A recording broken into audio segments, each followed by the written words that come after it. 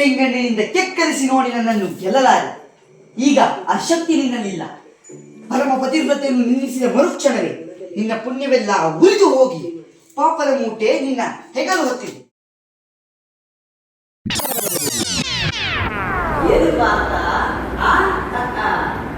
ಕೆಂಗಣ್ಣಿನಿಂದ ಕೆಕ್ಕರಿಸಿ ನೋಡಿ ನನ್ನನ್ನು ಗೆಲ್ಲಲಾರೆ. ಈಗ ಆ ಶಕ್ತಿ ನಿನ್ನಲ್ಲಿಲ್ಲ. ಪರಮ ಪತಿವ್ರತೆಯನ್ನು ನಿಲ್ಲಿಸಿದ ಮರುಕ್ಷಣವೇ ನಿನ್ನ ಪುಣ್ಯವೆಲ್ಲ ಉರಿದು ಹೋಗಿ ಪಾಪದ ಮೂಟೆ ನನ್ನ ಹೆಗಲು ಎತ್ತುವಿನ ಗಾಂಡೀವ ಹೂಡು ಪರಮೇಶ್ವರನ ಕೊಟ್ಟ ಆ ನಿನ್ನ ಪಾಶುಪದಾಸ್ತ್ರ. ಶಿವನನ್ನು ಗೆದ್ದ ನಿನ್ನ ಶೌರ್ಯ ನಮಗೂ ಸ್ವಲ್ಪ ತಿಳಿಯದು, ಅಥವಾ ಶಿವನನ್ನು ಗೆದ್ದೇ ಎಂಬ ನಿನ್ನ ಅಹಂಕಾರ ನನ್ನಿಂದಲೇ ಮಣ್ಣಾಗದು. ಅಧಾಂಗ ಅವರಿವನ್ನು ಕೊಂದೇ ಎಂಬ ಅಹಂಕಾರವನ್ನು ಒಪ್ಪಿದ ಮೂರ್ಖ ಸುರಲೋಕಕ್ಕೆ ಸೋಪಾನ ಕಟ್ಟಿ ಮತ್ತೆ ಯಂತ್ರವನ್ನು ರಣಾಂಗಣದಲ್ಲಿ ಮೀರಲಿ ಹಾರ ಮಾಡಿದ ಈ ಅರ್ಜುನನ ಭುಜಬಲದ ಪರಾಕ್ರಮ ನಿನಗೆ ತಿಳಿದಿದೆಯೋ? ಯಾರು ತಿಳಿಯರು ನಿನ್ನ ಭುಜಬಲದ ಪರಾಕ್ರಮ?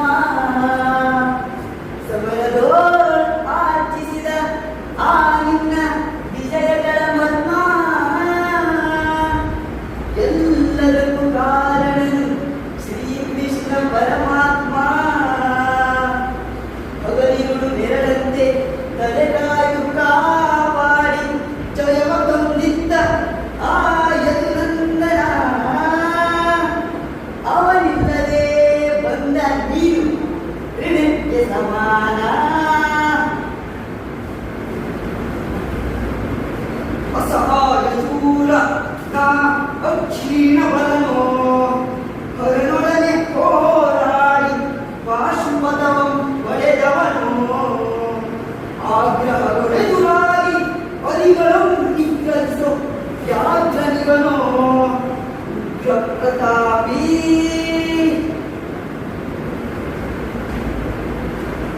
ಓಹೋ, ಉಗ್ರ ಪ್ರತಾಪಿನ ಸಭೆಯೊಳಗೆ ದ್ರೌಪದಿಯ ಸೀರೆಯನ್ನು ಸೆರೆವಾಗ ಎಲ್ಲಿ ಅಡಗಿದ್ದೋ ಈ ನಿನ್ನ ಶೌರ್ಯ. ರಂಗಲು ಕಟ್ಟಿ ನಟಿಸಿದ ಕಥೆ ಎಂದು ನಾಟ್ಯ ಕಲಿಸಿದ ನಪುಂಸಕ ನೀನು. ಚಕ್ರವ್ಯೂಹದಿ ನುಗ್ಗಿ ಛಲದಿಂದ ಛೇದಿಸದೆ ಮಗನನ್ನು ಬಲಿಕೊಟ್ಟ ಕೃಷ್ಣ ನೀನು. ಕಣ್ಣುಗಳಿಗಳದ್ದೆಲ್ಲೋ ಹುಣ್ಣಿಗೆಯು ನಿನಗೆಲ್ಲೋ ಹೋಗೋಲೆ ಶಿಗಂಡಿ. ಅಂತಕನಿಗೆ ಅಂತಕನೇ ಈ ಪಕ್ರುವಾಹನ. ಮುಚ್ಚುಬಾಯಿ ಜಾರಿಯ ಮಗನೇ.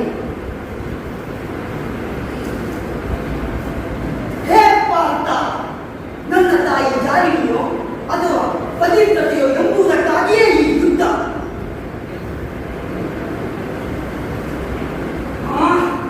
ಹಾಗಾದರೆ ನೀನು ನಿನ್ನ ಆಯಸ್ಸು ಇಗೋ.